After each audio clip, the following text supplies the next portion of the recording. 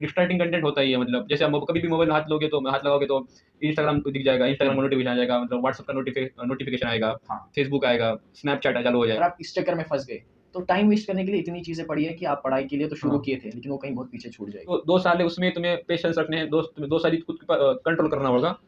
मतलब तुम जितना कंट्रोल कर पाओगे उतना ही तुम्हारे मार्क्स में रिफ्लेक्ट होगा वो। Hi everyone, I am Izhan Shabir, an MBBS student at AIIMS Bhopal and आज मेरे साथ है one of the NEET toppers mister Omkar Kabra. तो काबरा अपने आप को इंट्रोड्यूस करें। So hi guys, my name is Omkar Kabra और मेरा NEET rank 200 all India rank 200 था और मुझे नीट में 700 मार्क्स मिले थे। उसमें फिजिक्स में 175, केमिस्ट्री में 175 एंड बायो में 350 मार्क्स मिले थे। So definitely it was such a great score. तो आज हम ओमकार की ही जर्नी देखेंगे कि इसने अपनी नीट की प्रिपरेशन कैसे की थी, क्या इसकी स्ट्रेटजी रही थी, क्या डिफिकल्टीज इसने फेस की एंड अल्टीमेटली ये इतना अच्छा स्कोर कैसे ला पाया। अब सिंस नीट में इसने बहुत अच्छा परफॉर्म किया है, तो इसका मतलब डेफिनेटली ये तो है कि नीट से पहले भी इसने बहुत सारे मॉक टेस्ट दिए होंगे।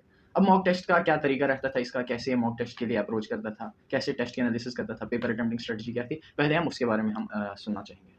अगर मतलब 11th से अगर जर्नी की बात की जाए तो मतलब 11th और 12th में हर संडे को मेरी टेस्ट होती थी, मतलब ऑन दैट वीक, मतलब उस वीक में जितना सिलेबस हुआ है उतना। और कभी कभी मतलब कंबाइंड सिलेबस, थोड़ा बड़ा सिलेबस में भी एग्जाम होती थी। बाद में जब सिलेबस खत्म हो गया था तो हमारे इस पे मतलब हमारे इसमें रिवीजन करवा गया था, मतलब मैं जहाँ पढ़ता था वहाँ पे मतलब रिवीजन करवा गया था। एक उसको रिवीजन अभी हम सेशन रिवीजन बोलते की हैं। बात कर रहे हैं एंड रिवीजन करके चीज़ों को लॉन्ग टर्म तक याद रखने का एक इफेक्टिव तरीका होता है क्वेश्चन प्रैक्टिस करना। अब जिसके ऑर्गेनिक केमिस्ट्री में बहुत सारी नेम्ड रिएक्शंस हैं, फिजिकल केमिस्ट्री में बहुत सारे फॉर्मूले हैं, बायोलॉजी में इतनी सारी इन्फॉर्मेशन याद करनी है, तो इन सबको सिस्टमैटिकली रिटेन रखने के लिए हम अगर एक स्पेशल तरीका बनाते हैं, चीज़ों को अलग अलग कैटेगराइज करते हैं, तो it becomes very easy to revise and to remember it for a longer time. And ये सब फीचर्स आपको मिल सकते हैं मेमोनीट पे। इसमें आपको बहुत सारी चीज़ें मिलेंगी, just like I just talk about organic chemistry. तो इसमें ऑर्गेनिक में नेम्ड रिएक्शंस का एक सेपरेट सेक्शन बना हुआ है, जिसमें सारी रिएक्शंस आपको दी हुई हैं एंड देन सब्सिक्वेंटली उस पर्टिकुलर रिएक्शन पे जो भी क्वेश्चंस बन सकते हैं वो क्वेश्चंस आपको आगे उसमें दिए हुए हैं। सो ये मैंने ओपन किया मेमोनीट ऐप एंड हम केमिस्ट्री में देखते हैं। हेयर दो नए फीचर्स हैं। एक तो जैसे मैंने अभी बताया कि ऑर्गेनिक केमिस्ट्री के लिए नेम्ड रिएक्शंस है, तो ये देखते हैं क्लास 12।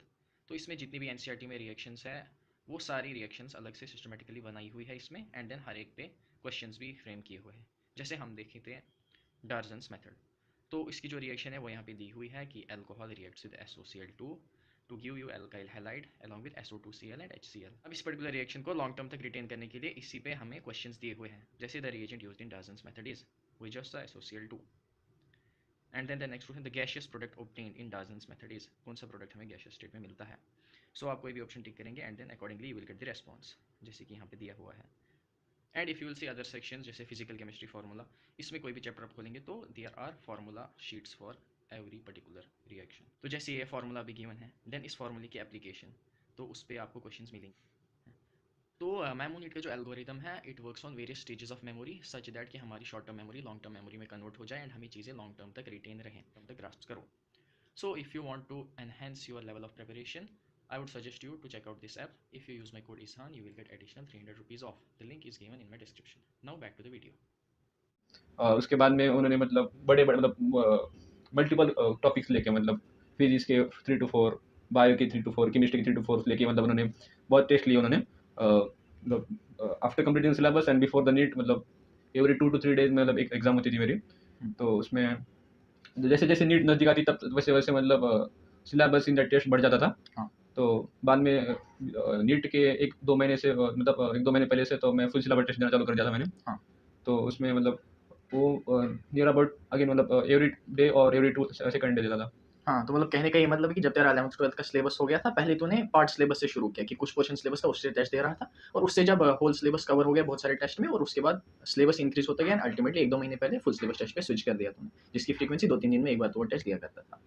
एंड इसके साथ भी जब तू टेस्ट देता था तो अब डेफिनेटली सारे क्वेश्चंस तो सॉल्व नहीं हो पाते थे, कुछ ऐसे क्वेश्चंस हो गए जिसमें तुझे डाउट लगता था है या कोई क्वेश्चन सॉल्व नहीं हो पाया, तो उसके लिए तो क्या करता था टेस्ट के बाद, कोई पर्टिकुलर एनालिसिस करता था या क्या सोल्यूशन रहता हाँ, था तो उस चीज़ उसके लिए का? मेरे पास एक घर पे सपोज 3 घंटे के सपोज टेस्ट हुए, सपोज 2 to 5, तो मैं घर पे आता था, थोड़ा थोड़ा बहुत नाश्ता खाना कर लिया, नहीं तो थोड़ा सो गया। उसके बाद में मैं मतलब पेपर एनालिसिस करता था, मैं वापस पेपर पूरा सॉल्व करता था मैं। हाँ। मतलब जो क्वेश्चन मेरे से अटेम्प्ट हुए और जो अटेम्प्ट नहीं हुए दोनों भी सॉल्व करता था। तो उस ऐसे कुछ क्वेश्चन होते हैं कि जो मतलब एग्जाम हॉल की जो टेंशन की वजह से सॉल्व नहीं होते हैं, मतलब जो घर पे सॉल्व हो जाते हैं घर पे आने के बाद। हाँ। तो वो तो सॉल्व हो गए। कुछ क्वेश्चन ऐसे होते हैं कि मतलब एक बार ट्राई करने सॉल्व नहीं होते तो मैं उसको एक दो बार और ट्राई करता था, तब सॉल्व हो जाते थे। और कुछ क्वेश्चन मतलब इतना करने के बाद भी जब सॉल्व नहीं होते थे तो मतलब उस क्वेश्चन के करस्पॉन्डिंग मतलब सर ने तो हमें नोट्स में क्या पढ़ाया गया है तो उसको देखता था मैं। तो कई कोई सपोज रेफरेंस मटेरियल है उसमें देखता था, मतलब सपोज एनसीईआरटी में देख लिया कि भाई इसका आंसर क्या क्या होगा। इतना करने के बाद भी अगर आंसर ना मिले तो उसके बाद में मैं फैकल्टी के पास जाता था, मतलब कि भाई इसका आंसर बताने के लिए। मतलब डायरेक्टली मैं कभी उसका आंसर नहीं देखता था, कभी मतलब इसका आंसर देखना भी नहीं चाहिए, मतलब एक बैड हैबिट लग जाती है। मतलब क्वेश्चन देख लिया, क्वेश्चन या डायरेक्ट उसका आंसर देख लिया तो इसकी वजह से कंसेप्ट बिल्डअप नहीं होने वाले। हाँ डेफिनेटली। तो कहने का ये मतलब है कि जब आप मॉक टेस्ट देते हैं, अब जो क्वेश्चन सही हुए तो ठीक है, उनसे आप कुछ नया नहीं सीख रहे हैं। जैसा कि इसने अभी कहा कि जो क्वेश्चन सॉल्व नहीं हो रहे उस पर इसने पहले खुद से बहुत एफर्ट्स किए कि मैं खुद वो क्वेश्चन सॉल्व कर पाऊँ। बट स्टिल अगर सॉल्व नहीं हुए तो ऐसा नहीं कि ये क्वेश्चन ऐसे सॉल्व नहीं हुआ, पीछे आंसर देख लिया एंड उस आंसर को मैच करने के लिए जबरदस्ती कोई भी कंसेप्ट लगा रहे हैं। खुद से इसने ट्राई किया जब तक कि वो उस पर्टिकुलर उस क्वेश्चन का सोल्यूशन नहीं निकाल पाया। एंड स्टिल अगर खुद से सॉल्व नहीं कर पाया देन ही स्टार्टेड लुकिंग फॉर सोल्यूशन। फिर चाहे ऑफलाइन में कोई टीचर से ढूंढे, और अगर वो भी नहीं हो पाता था तो ऑनलाइन आप फिर उसके बाद सोल्यूशन ढूंढ सकते हैं। बट द कंडीशन इज पहले खुद से सॉल्व करना है, एक सफिशिएंट अमाउंट ऑफ टाइम उस क्वेश्चन को देना है, ताकि आप सोच पाओ कि ये पर्टिकुलर चीज से क्वेश्चन सॉल्व क्यों नहीं हुआ, जो मैं कर रहा था वो गलत कैसे था, वो सही कंसेप्ट क्या है। मैं क्या करता था कि मतलब मेरे पास एक एरर बुक नाम की मतलब बुक बनाई थी, मतलब फिजिक्स केमिस्ट्री बायो की, मतलब जो भी क्वेश्चन मुझे सपोज गलत हुए थे, मतलब मल्टीपल टाइम सॉल्व करने के बाद भी अगर जो आ नहीं रहे थे मुझे तो मैं उसमें लिखता था। मतलब जो अभी 11th या 12th में स्टूडेंट्स होंगे उनके लिए भी एक अच्छी सजेशन है कि आप जब क्वेश्चन सॉल्व करते हैं तो अपनी एरर बुक बना दीजिए फिजिक्स केमिस्ट्री और बायोलॉजी की, जिसमें आप वो सब चीजें लिखें जो आपने गलत की हैं, ताकि जब आप उस बुक को रिव्यू करें तो वो सब गलतियां जो आप अभी तक कर चुके हैं वो रिपीट ना हो। तो टेस्ट सीरीज की तो अभी हमने बात की। अब हमारे टाइम पे क्या था कि नीट में असर्शन रीजन क्वेश्चंस भी आ रहे थे, तो उन टाइप के क्वेश्चंस की तूने स्पेशली कोई प्रैक्टिस की था? क्योंकि जनरली जैसे ऑप्शन 1 एंड ऑप्शन 2 उनमें बहुत ज़्यादा कंफ्यूजन रहता था, तो उसके लिए तूने क्या कोई स्पेशल प्रैक्टिस की थी फिजिक्स केमिस्ट्री में या इंक्लूडिंग बायोलॉजी? कैसे उन टाइप के क्वेश्चंस के लिए क्या स्ट्रेटजी रही थी? जैसे मतलब नीट 2021 में तो इतने क्वेश्चन नहीं आए थे स्टेटमेंट 1 और 2 और मतलब ऐसा सीजन पे, लेकिन मतलब हाँ। पिछले साल की नीट पे बहुत क्वेश्चन आए थे। हाँ डेफिनेटली, तो वो तब एम्स का भी पेपर हुआ करता था सेपरेट, तो उसमें असर्शन रीजन का एक हाँ, डेडिकेटेड हाँ। सेक्शन भी होता था। तो मतलब स्टूडेंट ने इस पे फोकस करना चाहिए कि मतलब पिछले साल क्या 22 की नीट की हम बात करें, अगर उसका पेपर का हमने एनालिसिस किया प्रॉपर्ली तो पता चलेगा कि मतलब बहुत सारे स्टेटमेंट 1 स्टेटमेंट 2 के क्वेश्चन थे और बहुत सारे ऐसे क्वेश्चन थे जो ए एंड आर वाले थे। तो अगर वही मतलब टाइम हो तो एनसीईआरटी पढ़ लेना। हाँ लाइक अभी जो नीट 23 दे रहे हैं, तो अगर आपका अच्छे से सब चीज़ें कवर है, लाइक बायोलॉजी अच्छे से आपको आती है, फिजिक्स केमिस्ट्री का आपको बहुत ज़्यादा प्रैक्टिस है एंड आपके पास अभी थोड़ा टाइम है कि आप यू आर एक्सपेक्टिंग कि 700 प्लस मेरे मार्क्स चाहिए, बाकी सब चीज़ें आपने कवर कर ली, तो आप एनसीईआरटी एक बार पढ़ सकते हैं। बट अगर आपका अभी उतना अच्छा स्कोर नहीं है, आपको लगता है कि मैं अभी क्वेश्चन प्रैक्टिस की मुझे ज़रूरत है, तो देन आप अभी फिजिक्स केमिस्ट्री की एनसीईआरटी को थोड़ा साइडलाइन कर सकते हैं फिलहाल के लिए। अभी 11th या 12th में है तो उनको तो डेफिनेटली फिजिक्स केमिस्ट्री की एनसीईआरटी भी एटलीस्ट एक बार तो रीड करनी चाहिए, स्पेशली पॉइंट्स टू पॉन्डर वाला सेक्शन फिजिक्स में होता है हर चैप्टर के एंड पे, वो तो एटलीस्ट देखना ही चाहिए। चीज़ सबसे इंपॉर्टेंट है कि मतलब स्टूडेंट क्या करते हैं कि सिलेबस जब जैसे जैसे सिलेबस का मतलब उसमें जो टॉपिक जो कवर किएगा सब बढ़ते जाते हैं। हाँ। तो उनका मतलब उनका कहना होता है कि मतलब हमारा रिवीजन नहीं हो पाया इसलिए हम मतलब टेस्ट स्किप करना चालू कर देते हैं। हाँ। ये चीज़ बहुत गलत है, मतलब क्योंकि मतलब सिलेबस कवर किसका ही होता नहीं है, मतलब क्योंकि मतलब जैसे मतलब लास्ट में जब नीट का पेपर हो गया तब तो मतलब 10 कुछ तो मतलब 100 प्लस टॉपिक्स है, तो तब तो ऐसा थोड़ी होगा कि मतलब एक दिन में पूरा पढ़ लोगे। वही टेस्ट मिस मत करो, क्योंकि टेस्ट देने के बाद ही तुम्हें पता चलेगा कि मैं कहाँ लाइक करता हूँ, कहाँ स्टैंड करता हूँ। अभी रिवर्स ऑर्डर में चल रहे हैं, अब तूने टेस्ट का भी बता दिया, रिवीजन का भी। अब जैसे तेरी 11th 12th की क्या जर्नी थी, उसमें जैसे 12th के टाइम पे तो हमारा सारा ऑनलाइन हो गया था, तो 12th में तूने कैसे अपनी पढ़ाई को कंटिन्यू किया था ऑनलाइन मोड में? जैसे मतलब 11 टाइम में तो मतलब 11 में तो ऑफलाइन था मेरा, हाँ। और 12th में तो मतलब कोरोना आ गया था। हाँ। तो कोरोना वाज सच मतलब एक तो मेरे बूंद तरह था, मतलब क्योंकि मतलब कोरोना के टाइम पे क्या था कि मतलब घर पे रहो, मतलब घर का खाना खाने मिल रहा है, घर वाले बाजू बाजू में है, मतलब कहीं बाहर जाने की जरूरत नहीं है। हाँ। मतलब लेक्चर को 2x स्पीड पे देख लो। किसी किसी अगर कोई टीचर का अगर पसंद नहीं है उसका लेक्चर स्किप कर सकते हो। हाँ।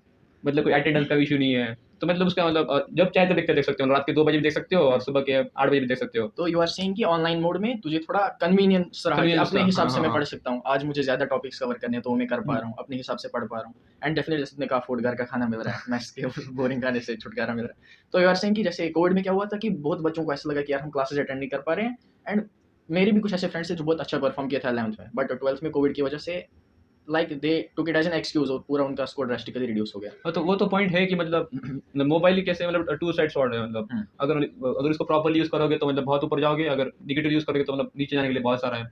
मतलब यूट्यूब से भी मतलब कुछ कंसेप्ट्स मैंने यूट्यूब से देख लिए थे, मतलब तो यूट्यूब पे भी मतलब बहुत सारा मतलब डिस्ट्रैक्टिंग कंटेंट होता ही है। मतलब जैसे आप कभी भी मोबाइल में हाथ लगाओगे तो इंस्टाग्राम दिख जाएगा, इंस्टाग्राम का नोटिफिकेशन आ जाएगा, मतलब व्हाट्सएप का नोटिफिकेशन आएगा, फेसबुक आएगा, स्नैपचैट चालू हो जाएगा। तो मतलब तुम्हें ये ध्यान में रखना पड़ेगा कि मतलब बियॉन्ड मतलब नीट में अगर अच्छा परफॉर्म करने के बाद जब डॉक्टर बनोगे तो मतलब उसके मतलब डॉक्टर बनने के बाद जो लाइफ होती है बहुत सही होती है। मतलब बहुत यहाँ पे आने के बाद मतलब डॉक्टर बनने के बाद तुम्हारे पास तो टाइम ही टाइम है, जो बीच में इंस्टाग्राम चलाना हो, जो फेसबुक चलाना हो, तुम्हें सिर्फ 2 साल है उसमें तुम्हें पेशेंस रखने हैं, 2 साल ही खुद कंट्रोल करना होगा। मतलब तुम जितना कंट्रोल कर पाओगे उतना ही तुम्हारे मार्क्स में रिफ्लेक्ट होगा वो। को पता है कि इस ऑनलाइन मोड में मुझे किस तरीके से आगे बढ़ना है, तो believe me as compare to offline आप बहुत ज़्यादा आगे जा सकते हो। लेकिन अगर आप इसके इस जाल में, जिसे मायावी जाल कहते हैं, अगर आप इस चक्कर में फंस गए तो टाइम वेस्ट करने के लिए इतनी चीज़ें पड़ी है कि आप पढ़ाई के लिए तो शुरू हाँ। किए थे लेकिन वो कहीं बहुत पीछे छूट